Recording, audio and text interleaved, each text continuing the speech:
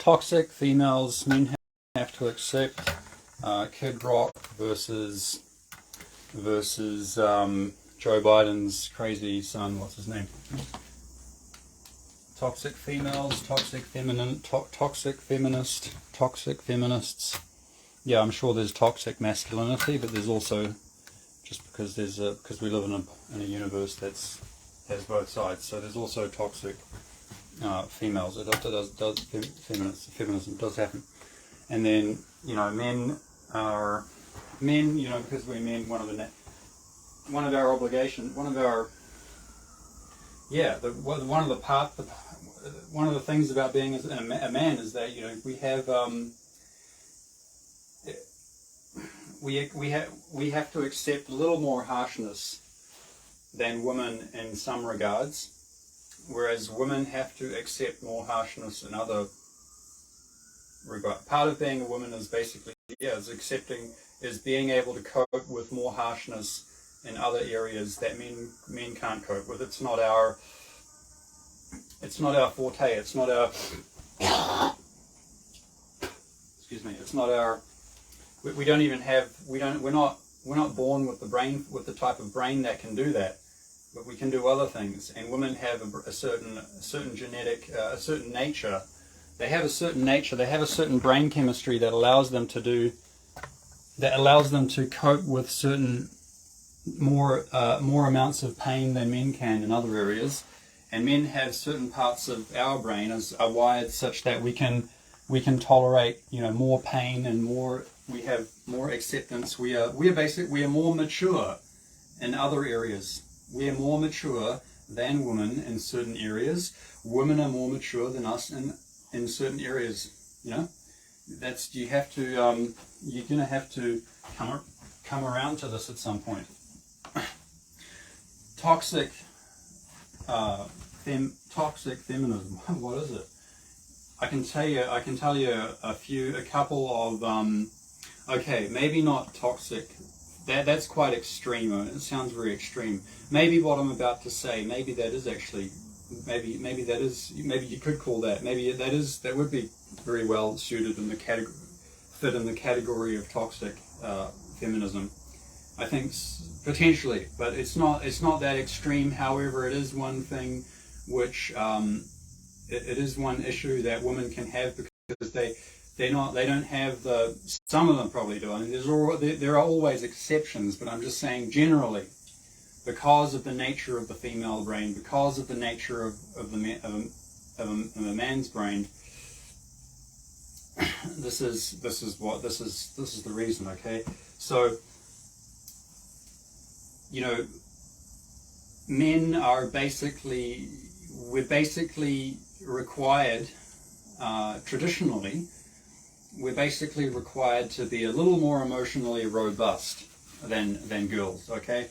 Girls are allowed to get emotional. We're here to one of our roles is to basically, comfort girls when they get emotional, when there's stuff that they can't handle, man. Like, yeah, I think, who knows, how many girls are probably on a lot of medication or they've become alcoholics or drug addicts when if they had a male, a strong man that can handle stuff, that could be there to support them, they may have not ended up becoming a drug addict or an alcoholic or a sex addict or something, because they had a man there to give them probably to help break down their ego, to help them realize their ego, to help demolish their female ego, to help give them a wake-up call. And men were perhaps they're able to do it gently. They're able to sort of calibrate their masculinity. Because they're a high-value man, a high-value male. This is the type of male that is most likely able to do this. They were able to calibrate themselves in such a way and see, to diagnose the problem within this female, and to help her,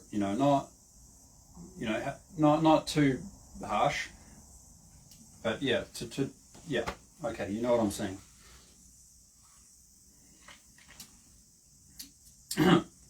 So I'm only talking. Okay, let's just get the man's side out of the way. And don't think that I'm trying to over glorify men, but we're gonna get to the other side as well. But let's just look at it from this side to start with. Okay, so I'll tell you one experience I had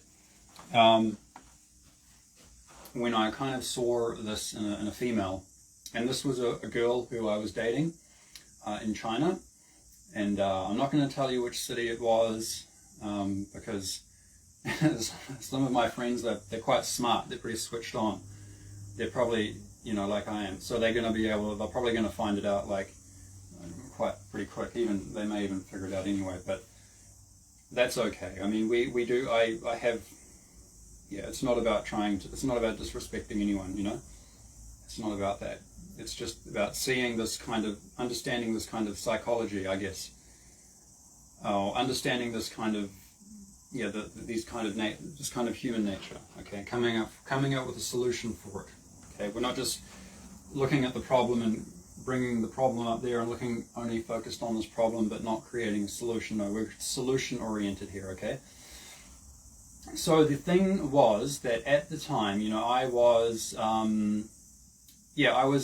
I didn't have that much experience as a man, and I was probably watching too much pornography, and too much masturbation, too much pornography, and didn't really focus enough on the things that I should have focused on to become a more mature man. I neglected my lack of social intelligence, my lack of understanding of the opposite sex, my lack of experience with the opposite sex. My lack in that regard. So hopefully you understand. So, and this girl who before I started dating her, and I was quite fond of her, and I think she was also fond of me. Otherwise, she probably wouldn't have. We ended up in a relationship with me. But it's difficult to say. Like, I don't fully understand her nature, her Xing and her Ming. I don't fully understand. So it's hard to say. But basically, yes. So I just explained my psychology of the time. The part of my psychology where I was weak, that I had neglected, that was not fully. And I think she was aware of that, okay? So she could diagnose that issue in me.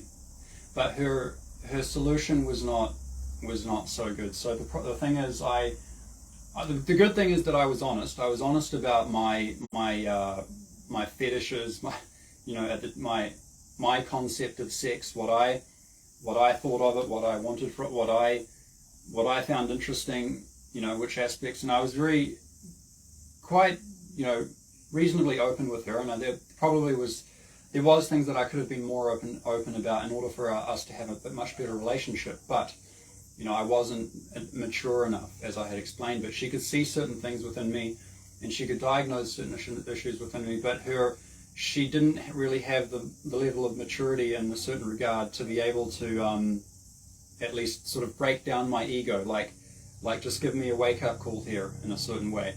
She could have done that, I think, but she didn't. Maybe she was concerned that it could destroy my self-esteem or something like that. She felt too much empathy for me, something like that. So she could see what the issue was in me, but her solution, this is before we started dating, was not the best. Like, she was, okay, like I guess I probably started it, but it was like she was already open to these things and already. So I was interested in these massage parlors, in China. I had some interest in. I'd never been to a massage parlor before here in New Zealand. We don't have those kind of zuliao, those kind of places in China like that where you can go to get a hand job for 100 RMB, like get a massage and a hand job or something like that for 100 RMB. So I was very, I was like, quite curious of that kind of thing. But I don't think I'd ever done it before. And of course, so that's, I don't know, let me know in the comments, is that an unhinged thing to go and do? I kind of tend to think that being engaged in that kind of thing, it's not fully balanced. But the thing is, this happens, I mean, prostitution is such a, especially in these third world countries, well, not, okay, China's not exactly a third world country, but there's just a lot of people there that are not that well educated yet in certain ways. They're not educated enough in certain regard for them to be able to see other options for making money in other ways and having a more balanced way. So that's why this kind of thing flourishes in China. Or it could be from a different, you could look at it from a different perspective. Maybe the reason that there's so much prostitution in China is just because there's such a big population. There's so many more people. Maybe they have a different concept about sex. Maybe what they're doing is actually maybe they're doing it in a balanced way in some way. I don't know. But so I was quite curious about that, and I basically communicated that with her before I got into a relationship with her. And she was a little keen, but also a little reluctant to kind of help me find one of these massage parlors to go to try it out.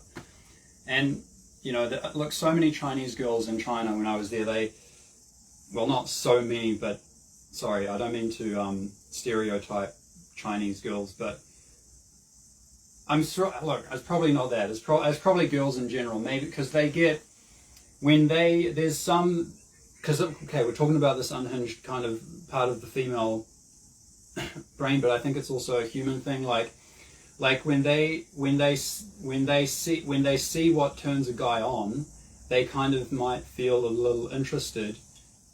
There's some part that has that, because she could see what I was interested in, and she was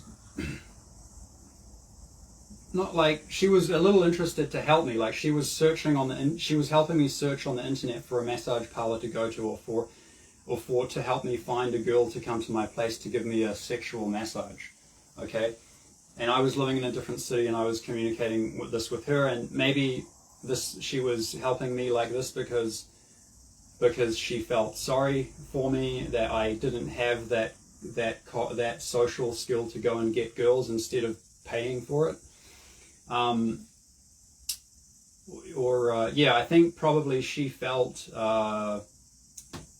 some, maybe she wasn't, but I think she was also a little bit promiscuous, to be honest. She was, and that's a good thing, actually. That's quite sexy. I quite like that quality in women, that part of them that's a little bit promiscuous, like a little bit unhinged, just a little bit. Okay, well they're a little bit interested in male sexuality, and I guess that's how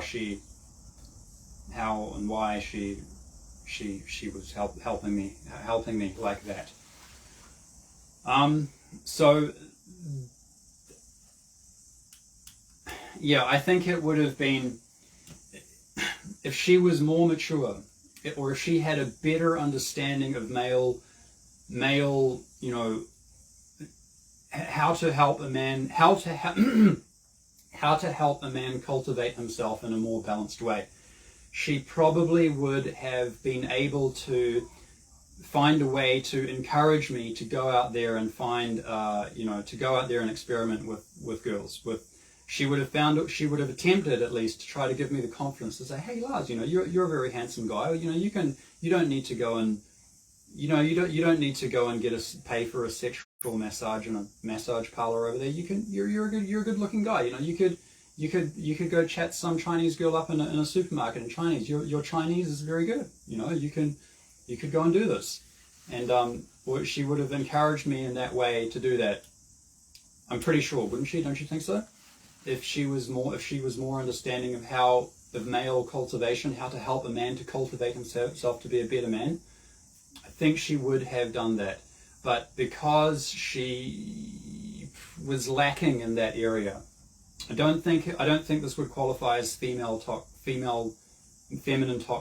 toxic femininity. It would just, yeah, something else that she wasn't aware of, or that was lacking in her. So, whereas if it was another man, no, actually, you know what? I'm pretty sure there was a lot of men as well that would. Yeah, I guess this is kind of a dynamic that's almost equally split between men and women in a way, isn't it? But I would just think that generally other guys would maybe a little bit more towards, saying, look, you're a handsome guy, you could definitely go out and, you got the good looks, you don't have to go and pay for sex or pay for a sexual massage or something. You can, you're good, you can go out there and develop these skills, Yeah. Yeah, let me know in the comments what you think. So long story short, I ended up in a relationship with this girl, and she's a very nice Chinese girl, and I really regret that I wasn't balanced enough at the time to handle that relationship, because, wow, she was a really beautiful girl, and I really like her personality, and I still really, really miss her. I feel like ho hui. It's a regret. Okay, that kind of regret, man, that really eats away. It's hard to deal with, because I really wish I had have been more mature at the time to, because even though she knew that I wasn't that, she could have easily found a much better guy than me at the time. She could have found a much more manly guy that able to, help her much better. But no, instead she chose me for some reason.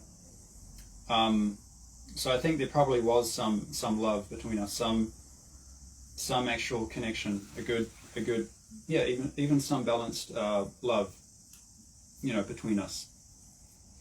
But I wasn't, I wasn't mature enough. I wasn't a man enough to embrace her enough, to basically support her enough, and to take responsibility of my own issues and find a way to overcome that. And just instead of being interested in all this other crap, I should have focused on her. I should have allowed her to seduce me completely. I should have allowed my sexuality to flourish between us, not to go elsewhere.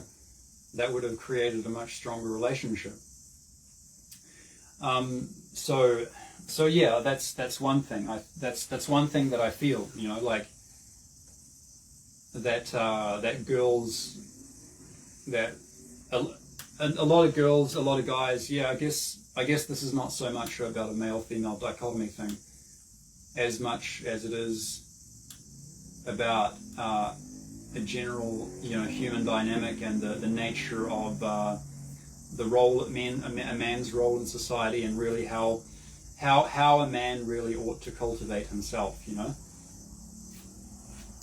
Yeah, I hope I made that clear. I hope I conveyed my experience.